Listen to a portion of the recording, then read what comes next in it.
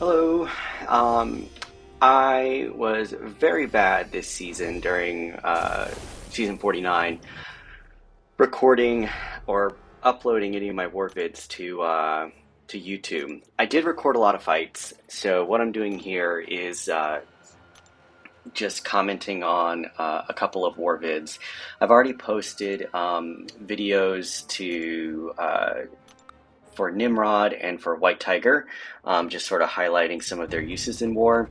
But here we've got me on Path 5, the standard, and I have a Shuri here on the first node, the Ebb and Flow knockdown. So I figured I'd bring in Hulkling because later on I've got a Penny Parker on my path, and so I needed a counter to her. So pretty standard Shuri fight, other than me getting hit right there and there again. But you just want to make sure you're knocking her down, and yeah, that's pretty much it. Because Hulkling doesn't rely on debuffs, and so her immunity's not going to really do anything after you knock her down. So you just want to keep on hitting her and make sure that you don't get hit yourself. So just a little bit of carelessness on my part. And originally I wasn't going to even be in an alliance this war season, but the alliance I'd left was really struggling with finding a replacement, so I volunteered to come back just to help them out with war. But that doesn't mean I should do it half-assed whatsoever, and I wasn't doing it half-assed.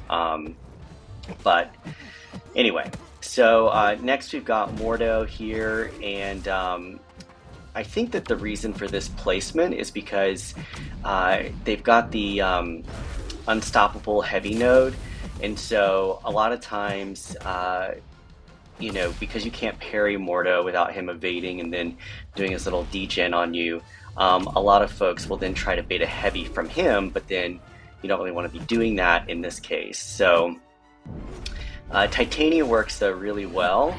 And here, Mordo was just being really cooperative with me, so I was able to get in those stagger debuffs with her heavies, and yeah, I mean, the fight was just going really well. But the key here is, obviously you can't parry him, but then you also can't bait heavies.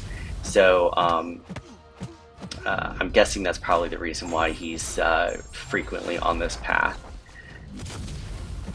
Another really good placement here is Kate Bishop. She can really get you, especially if she catches you with either her Special 1 or Special 2.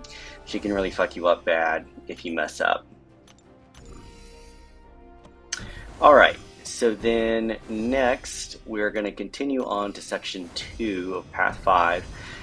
And here we have Destroyer. Destroyer was my nemesis this war season. And I think that primarily just stems from not fully understanding him or understanding a good counter. Like, I knew that, especially on this intercept node, which is a really good placement for him, I knew that, he's going to get the unstoppable when he's dashing in. So my rationale was to go with Titania and utilize her indestructible on her haymaker, so that when I ran into him to intercept him, I wouldn't take damage. But what I did not counter here was his power gain. And then his SP2, which I never got good at dexing. There, it got me, and it's going to get me again. Maybe not at this point. Yeah, here we go. It's going to get me one more time. Yeah, and it kills me. So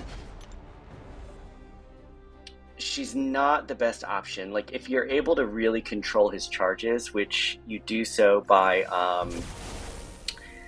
dexing his specials, you can drop the charges down.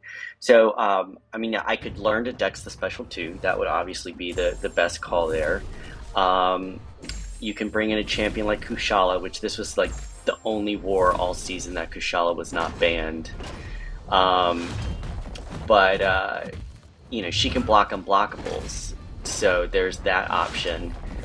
Power control, I did bring in American Chavez in once, and almost got him down, and then I saw someone else from SSX use Professor X, and once he goes into his like he gets his 100 charges and goes into that mode where he prevents specials or power gain or whatever.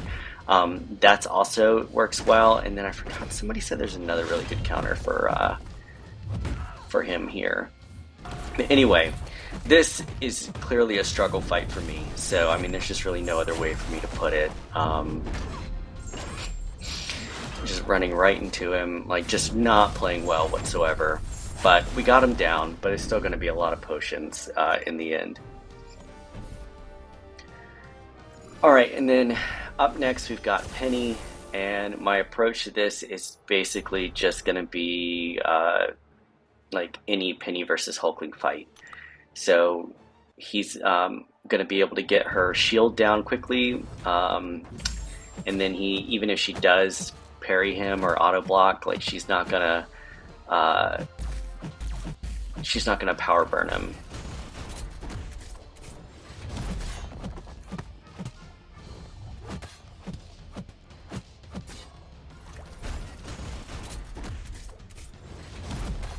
Now, this upcoming war season, season 50, Penny is a tactic defender. So I am going to be very curious to see how that goes, sort of what it adds to her defensive abilities, because she's going to be able to evade and auto block even more. So I would predict, I'm wondering if there will be Hulkling bans. That depends on if everyone wants to put their a lot of faith into Penny as a defender. So we'll have to see. All right. So coming up last here, we've got Adam Warlock, and this is on the node, what's the node called? The one where each time they cross the bar power, they're going to get more power, and then the unblockable SP2. So for this, I brought in Kushala again because she can block unblockables when she has that spell up. And I'm just reviewing his abilities here because I've taken Adam before and remembered that at some point he was going immune to my incinerates. Again, kind of like Destroyer, he's not one of those champs that I've learned very well. I typically wasn't having to take him very much in war, and I didn't see him a lot in like battleground matchups or whatever, so yeah. He's just one of those ones that I never really bothered to like fully learn the kit, but then of course, now I'm taking him in war. But the key here is just keep my prowess up because he's a tactic defender, and then make sure that I'm able to block his unblockable hits, and then I'm going to utilize the Soul Barb so that I can do damage over time that way.